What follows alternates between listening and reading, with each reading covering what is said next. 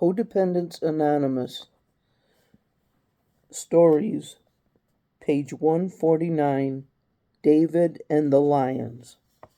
In my 49th year, 1985, 4 traumatic events occurred. In March of that year, I was negotiating over the phone for a very well-paid senior consulting position with the prestigious Washington, D.C. research firm. At the time, I was living in the mountains 40 miles west of Denver, Colorado, and it was snowing. As I negotiated the terms of my employment, I saw through the sun bubble over my kitchen that my chimney was on fire.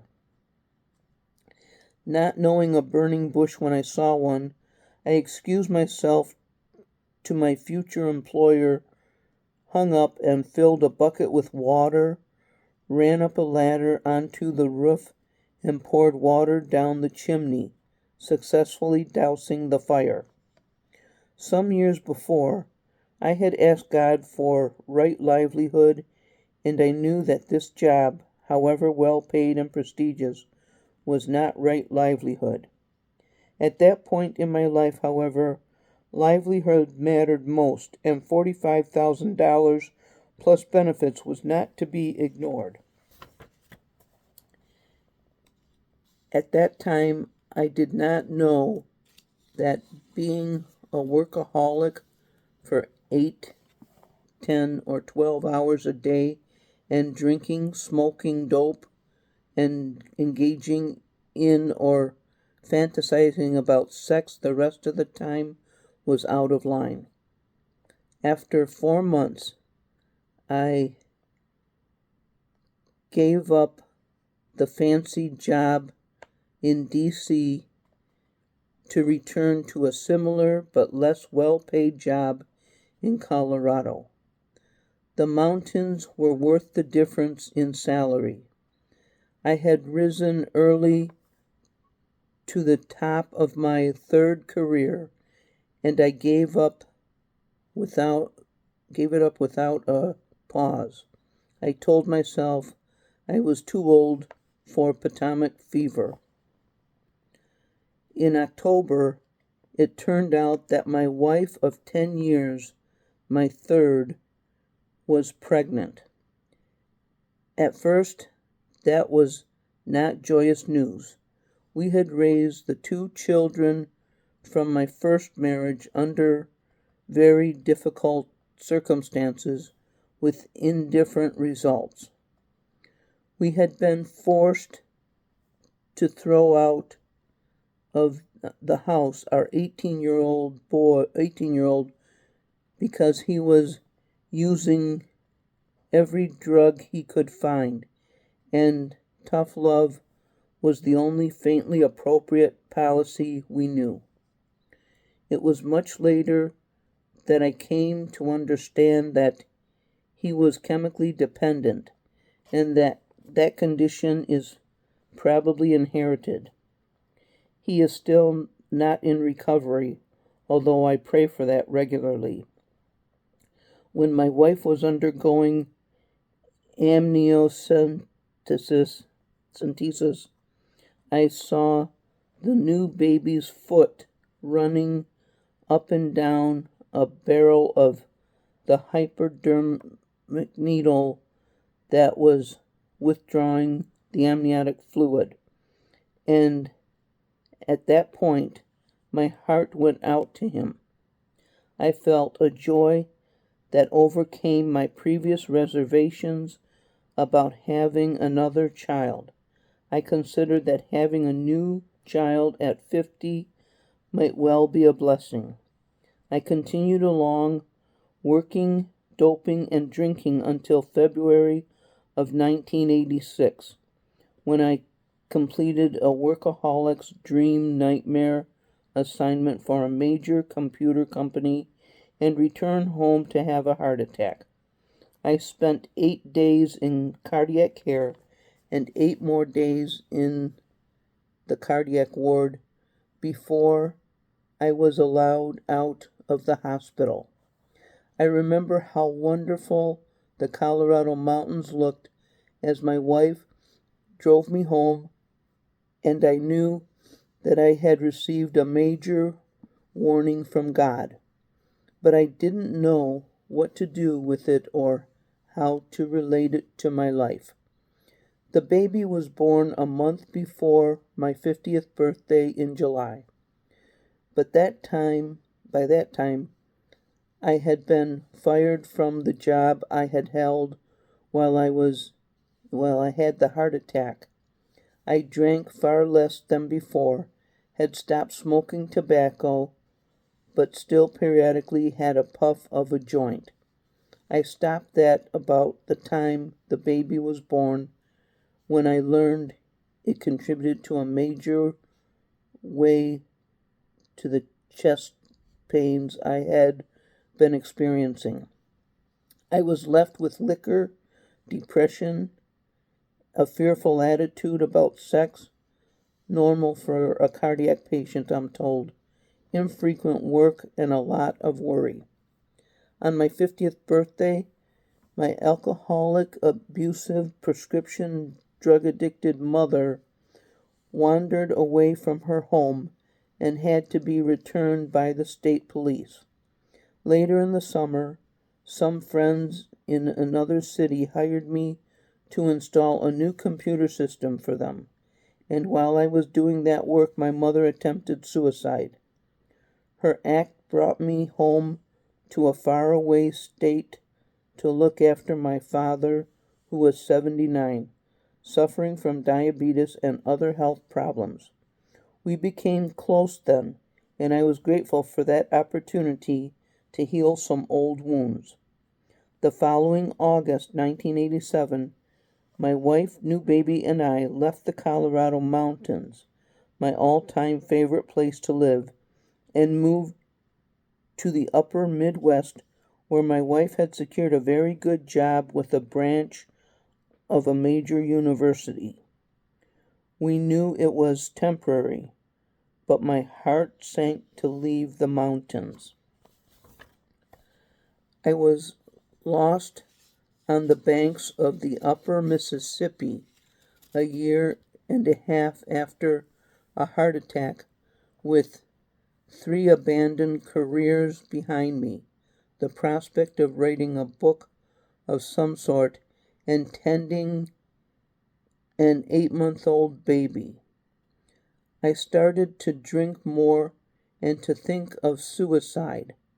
I literally could not go into the basement to run laundry without looking at the rafters and thinking of hanging myself. I did not know that I was bottoming out. My self-esteem was gone. In the past, I had valued myself because of my work record. I had finished a difficult PhD in 3.5 years when the national average was 8 years. I had been published in highly regarded professional journals. I had taught myself to make films in less than 6 months. I had become a senior technical writer and editor very quickly. None of this work mattered. I was still a scared and seemingly helpless 3-year-old caught in a trap set by my parents. I still saw myself as a victim, still felt isolated. Somewhere in October of that year, one of my wife's students, who was very active in the program and in her own recovery, suggested very subtly to me that I might want to attend the Saturday meeting. This suggestion happened as an aside while I was giving her a ride home from babysitting one day. She didn't say whether it was AA, NA, ACOA, or what, but she knew a soul in trouble when she saw one. That Saturday meeting turned out to be an ACOA meeting, and I knew I had found friends, or at least people I could hear and who could hear me at the first meeting. I attended faithfully every Saturday after that and came to depend on the spirit of the meeting. I came to understand that having an alcoholic and abusive mother, a workaholic and largely absentee father, and an abusive Catholic childhood was commonplace for many people. Even though I felt less isolated as I learned more about the program and more about other adult children and codependents, my relationships at home worsened. I was in my third marriage and I had a new baby. I was desperate to give that baby a better shot than I had had, even though I had no real idea of how to do it. My marriage was no longer an emotional support system, if it ever had been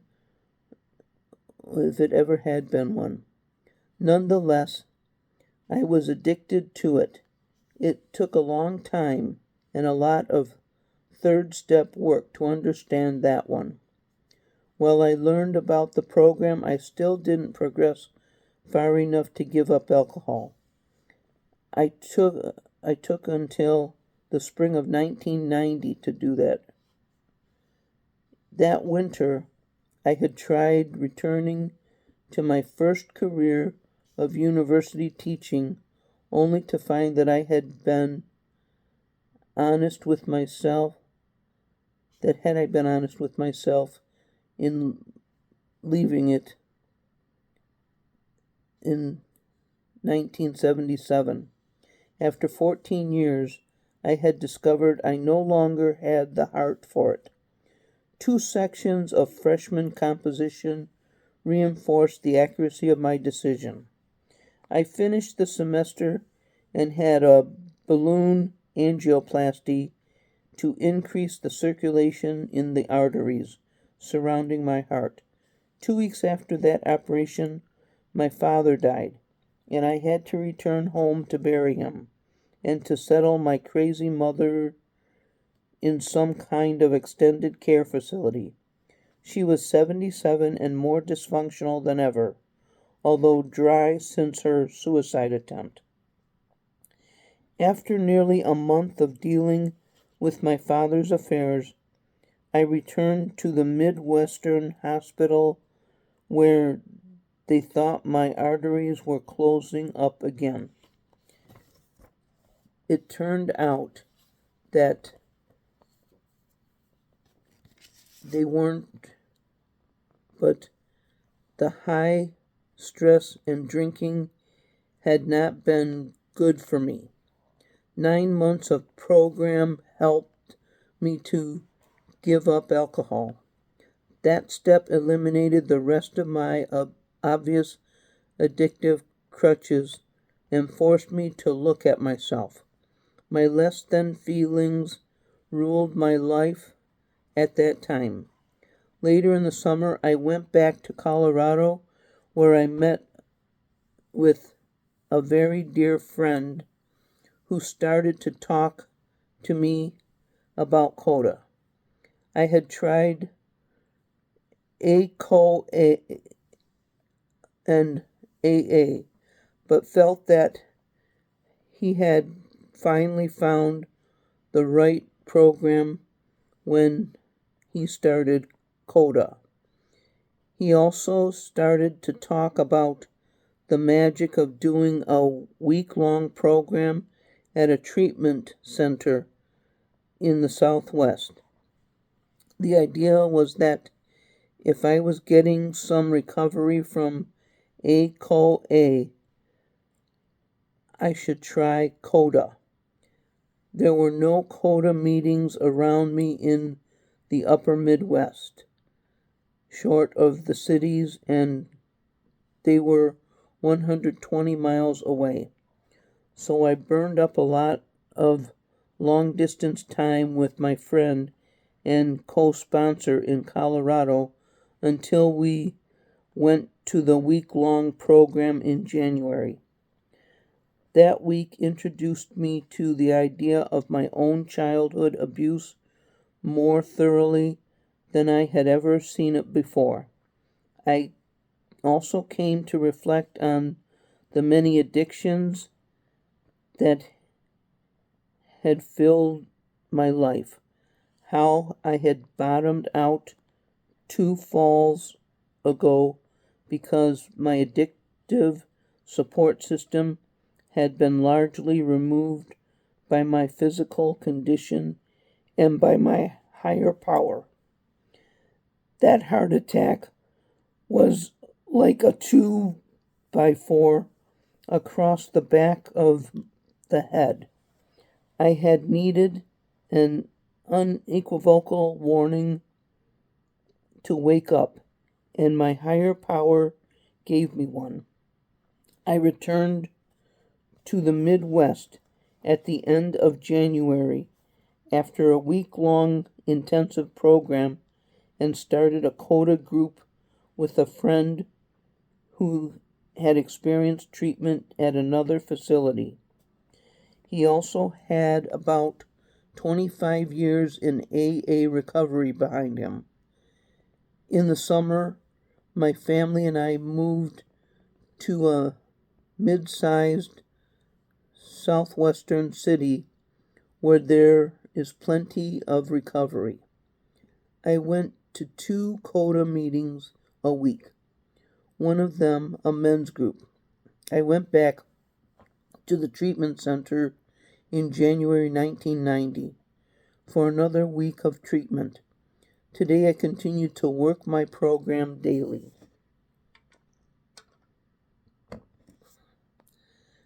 I am aware of my higher power in my life on a daily basis, and it is with God's help that I am putting together a book about men and recovery.